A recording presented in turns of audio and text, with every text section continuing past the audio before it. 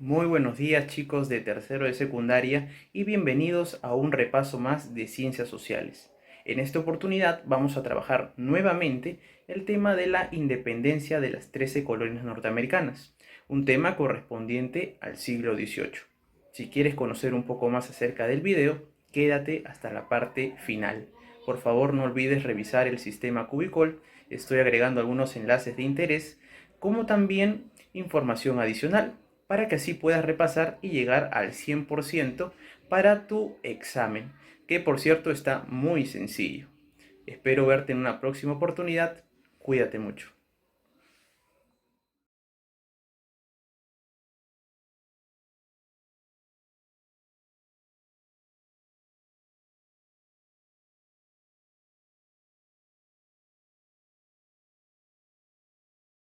Muy buenos días, queridos alumnos de tercero de secundaria, y bienvenidos a la segunda clase virtual de Ciencias Sociales.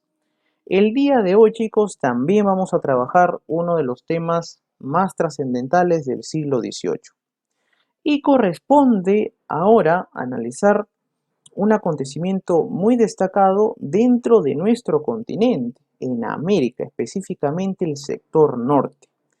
Nuestro tema se llama la independencia de las 13 colonias norteamericanas, o también conocido como la independencia de los Estados Unidos.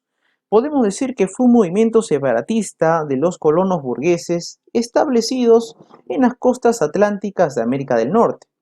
Tuvo como objetivo liberarse del dominio de la corona británica para de esta manera dar paso al desarrollo del capitalismo en este país que más adelante llamarían ellos Estados Unidos. Vamos a conocer un poco más al respecto.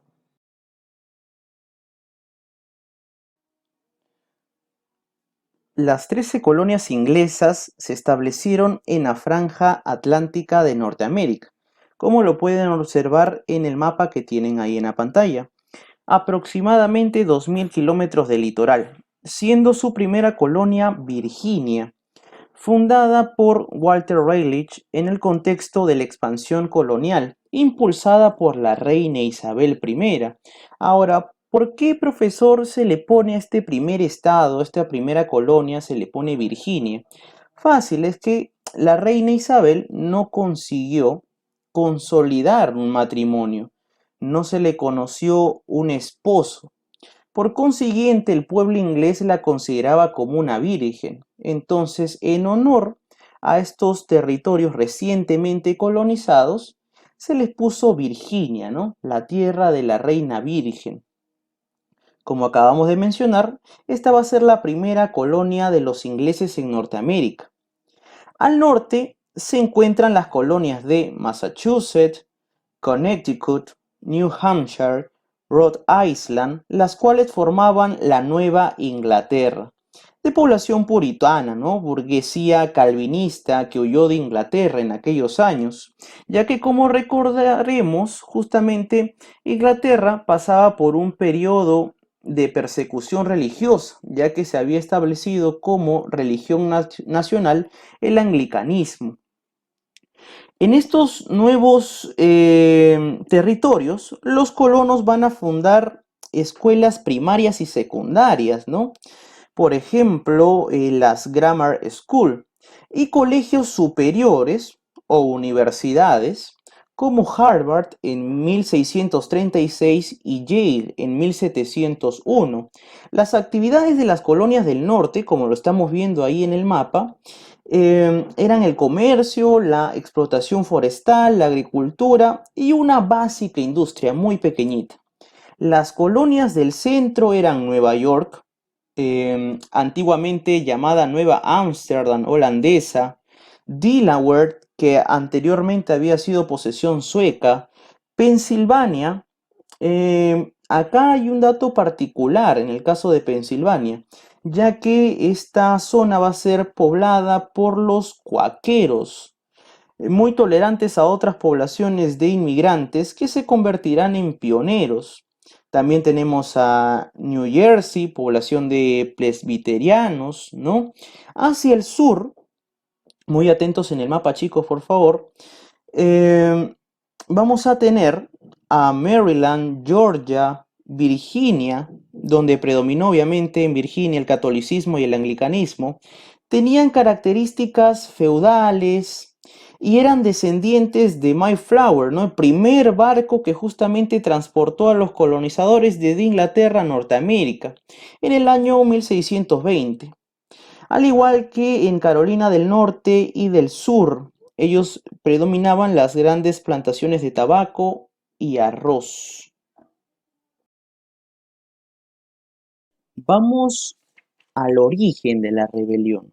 Tú te preguntarás, profesor, si las 13 colonias tenían una economía estable, tenían una buena relación con Inglaterra, ¿qué sucedió para que éstas busquen la independencia frente a la metrópoli británica, profesor? Fácil, chicos. Lo vamos a explicar de la siguiente manera. Primero vamos a conocer un poquito sobre los anticuchos, los antecedentes. Vamos a analizar un acontecimiento importante que tienes ahí en ese pequeño esquema que corresponde a la Guerra de los 7 años. Esta guerra que se desarrolló entre 1756 y 1763. ¿A quiénes se enfrentó?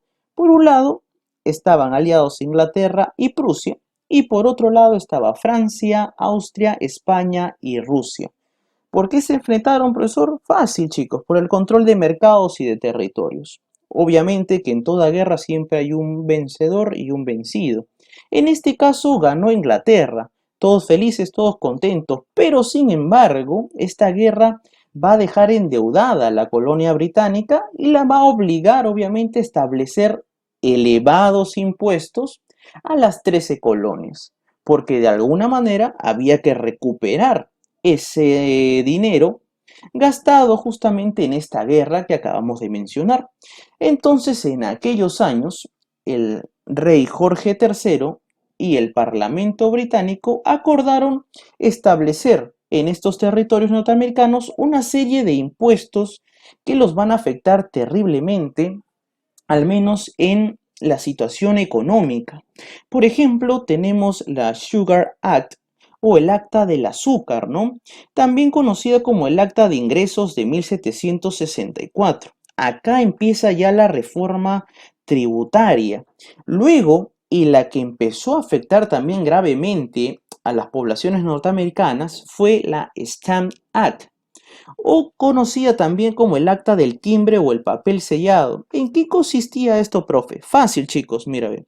Imponían, mediante este documento, impuestos en todo tipo de papel, sean periódicos, documentos comerciales y legales. Obviamente que esto va a afectar sobre todo a los abogados, editores de la época que van a recurrir muy seguido a este tipo de objetos. Obviamente que ante las protestas, ante el fastidio de la población, esta acta va a ser derogada en 1766 y va a haber al año siguiente un tercer intento de establecer impuestos en las colonias norteamericanas, conocidas como las Township Acts. ¿Quién era Township, profesor? Un ministro a quien se le ocurrió establecer impuestos, por ejemplo, en productos como el papel, la pintura, el plomo y el té. Obviamente que surgieron protestas, la gente estaba enfurecida contra estos impuestos, pero, al menos de manera parcial, estos impuestos van a ser eliminados por la corona británica, a excepción del té, que se mantuvo como un signo del poder soberano del Parlamento de gravar con impuestos a todas las personas del imperio. Por otro lado, podríamos decir que los colonos podrían haber estado dispuestos a pagar. Pero ¿qué era lo que sucedía, chicos? Los colonos norteamericanos no se sentían representados por Inglaterra porque en el Congreso inglés no había ningún colono norteamericano. Entonces, los colonos continentales se habían mostrado obstinados y el gobierno inglés muy flexible, pero carente de ideas constructivas. Los americanos sostenían que el Parlamento no tenía autoridad para imponerles cargas o más tributos porque no estaban representados en él, y los ingleses mencionaban que el Parlamento representaba tanto a América como a Gran Bretaña. Entonces, chicos, a partir de esto que les acabo de mencionar, van a surgir las grandes contradicciones entre las colonias y su metrópolis. En esta línea de tiempo, chicos, vamos a poder conocer de manera mucho más detallada cómo se fueron suscitando los principales acontecimientos de la Guerra de Independencia por parte de las 13 colonias norteamericanas. A su lado izquierdo podemos ver que entre los años 1765 y 1767 se establecieron los principales impuestos que van a generar esta hostilidad entre la población norteamericana y la metrópolis inglesa, como lo fueron en su momento la Stamp Act y la Sugar Act. La calma se rompió en el año 1773 a causa de un acontecimiento que va a poner en manifiesto estas grandes diferencias que habían entre ambos bandos. Y es que el té, para consideración de aquellos años, era un recurso muy importante vendido por parte de las metrópolis hacia las colonias norteamericanas. Sin embargo, lo que vemos en imagen es el puerto de Boston y vemos llegar una embarcación importante. Esta embarcación va a ser invadida por una banda de colonos disfrazados de indios que van a invadir este barco de té y van a arrojar las cajas al mar, generando graves pérdidas a la corona inglesa.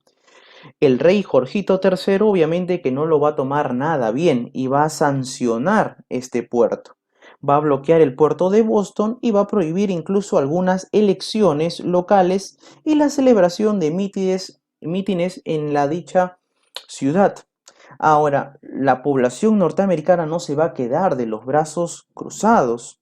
Y es por eso que después de este acontecimiento, grupos de representantes se reunieron en las diversas colonias y enviaron a delegados a un primer Congreso Continental conocido, y lo tienes ahí en imágenes, como el primer Congreso de Filadelfia, dado en el año 1774. Esta corporación, esta reunión acordó boicotear los artículos de venta británica. La lucha comenzó al año siguiente y ahora nos vamos a centrar, vamos a poner nuestra miradita en el año 1775, cuando el comandante británico de Boston envía un destacamento, se envió un conjunto de militares, para apoderarse de los depósitos de armas no autorizadas en Concord. Durante su desplazamiento en Lexington, una gresca entre soldados y milicianos, producto de un disparo, terminó con el triunfo de los militares colonos en la famosa batalla de Lexington. Después se da el segundo Congreso Continental o segundo Congreso de Filadelfia, en donde se iba a crear un ejército americano, porque lo que se venía ahora, muchachos, era una guerra entre las 13 colonias frente a Inglaterra. Y para ello era necesario formar un ejército que va a estar liderado por un personaje muy importante de la historia de los Estados Unidos, que podríamos decir que llegó a ser el primer presidente. Estamos hablando de George Washington. El primer enfrentamiento, como ya les había mencionado, se había producido en Lexington, pero ahí no va a terminar todo, chicos. Pasamos al año 1776. En dicho año, el 4 de julio, el Congreso Continental, Tercer Congreso Continental o Congreso de Filadelfia, va a adoptar la Declaración de la Independencia, mediante la cual las 13 colonias proclamaban su condición de ser independientes de la metrópoli inglesa. Obviamente que la corona inglesa se va a resistir a romper los lazos, ¿no?, que existía con sus territorios. Sin embargo, ya los colonos norteamericanos tenían en su cabecita una muy fuerte influencia de independencia. Los ingleses tomaron Nueva York y después Filadelfia. Los ejércitos británicos del general Burgoyne serían derrotados en la batalla de Saratoga, como lo tenemos ahí, en octubre de 1777, y 5.000 soldados se quedarán como colonos.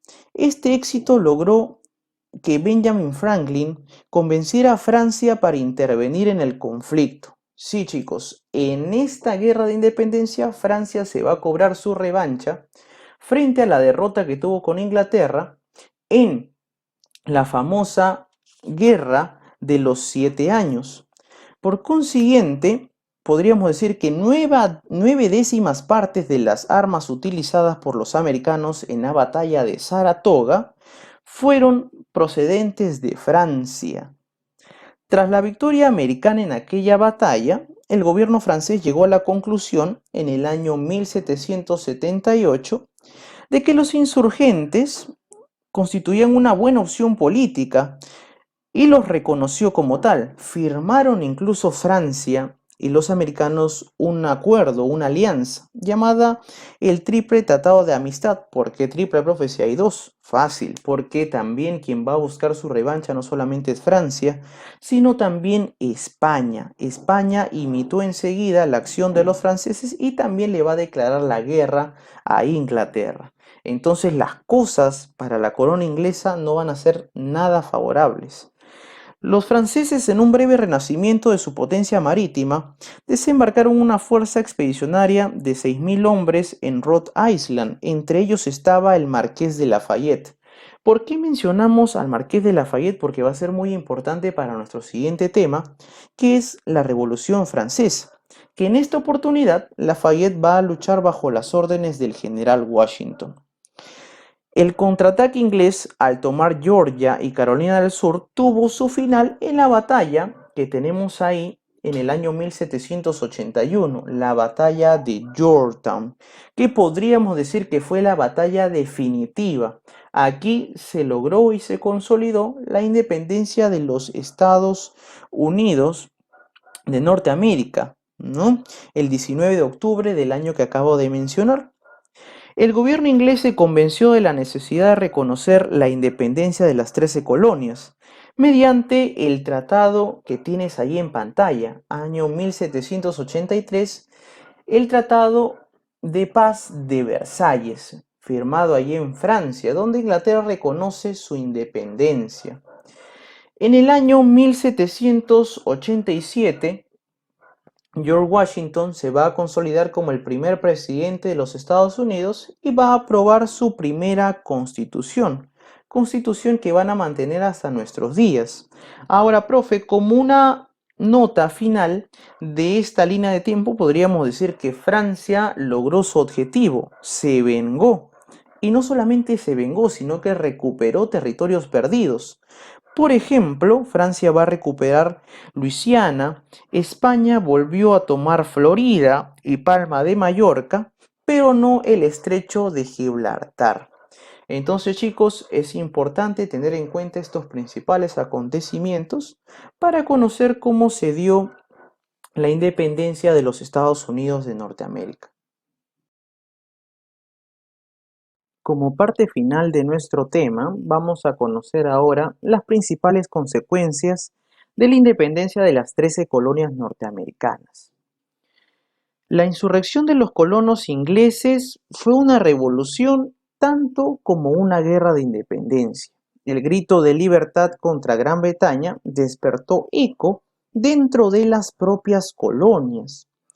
Podríamos decir incluso que esta independencia fue el primer caso de la historia en la cual una colonia se independiza de su metrópoli. Y va a servir también de ejemplo, de inspiración para movimientos revolucionarios posteriores, como la Revolución Francesa en el año 1789 y también el largo proceso de independencia latinoamericana en el cual nosotros estamos incluidos. Podríamos decir que en gran parte la clase social que impulsó la independencia de las 13 colonias fue la burguesía, ¿no? Esta clase que va a instaurar el capitalismo en estos territorios norteamericanos y que va a lograrse expandir por lo ancho de Norteamérica, ¿no? Estados Unidos va a empezar con su periodo de expansionismo, que lo va a llevar después a tener ciertos conflictos por diferencias de sistemas económicos, ¿no? Por un lado teníamos pues a los estados del norte, ¿no? Un tanto más industrializados, con necesidad de mano de obra, y por otro lado el sur, que era un sector principalmente semifeudal agrícola, con una gran cantidad de mano esclava de raza negra. A estas guerras que se van a dar posteriormente se les conoce como la Guerra de Secesión Norteamericana, lo que más adelante ya vamos a poder ampliar en nuestros siguientes temas. Bien chicos, eso ha sido todo por hoy. No olviden por favor realizar las actividades que se les está dejando en el sistema Cubicol. Eso ha sido todo y nos vemos en nuestra siguiente clase. Chao, cuídense.